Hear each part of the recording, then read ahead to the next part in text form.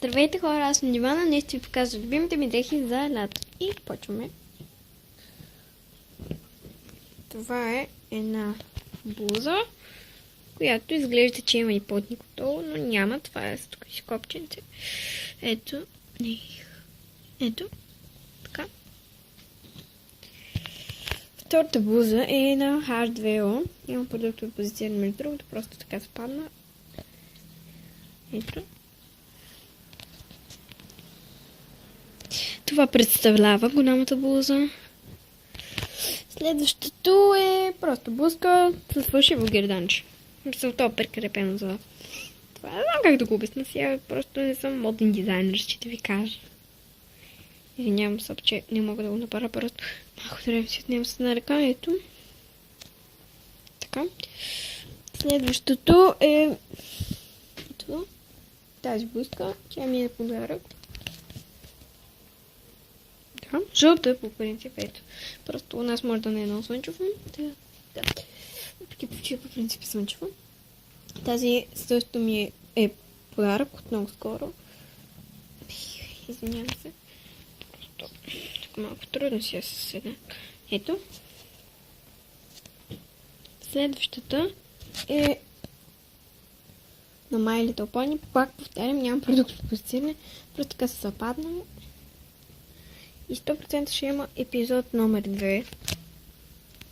Защото това не са ми всичките дрехи. Така. Тя е жълто по цвят. Вече много не се вижда. Тъй. Това са ни къси панталонки. От това, как се викаше? От Абърдин. Сигурно сега всички ще питат откъде са. Къде в Абърдин? Шотландия. Точно в Великобритания. Айде Шотландия в Англия. Да трудно ми е да ги оприлича, защото не сме учили ние държавите. Така. Ето, това са други. Сигурно повече пъти дали не е пола панталона ми, не е. Да. Това е една блузка на сърчица. Така. Ето, тя просто една блузка на сърчица. Най-нормално. Това отново е плотник, който ми го подарих също наскоро. Също след половината миналите три са от Великобритания. Ето. Това е. Нямам проблем в отново повтарям. Това е едно панталонче, подарено от една моя приятелка, която също е влогър. Ето. И тук имаме още един ботник, който е от 17 до 16 годишни, но аз си го нося сега, защото ми става. И така, ето го. Всъщност аз съм със същия, сам че с оранжево. Ето виждате.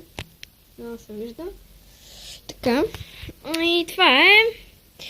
Абонирайте се, ако ви харесва, лайквайте и коментирайте. Извинете, че се бърках. Просто са ми първите няколко клипа и очаквайте втора част. Чао!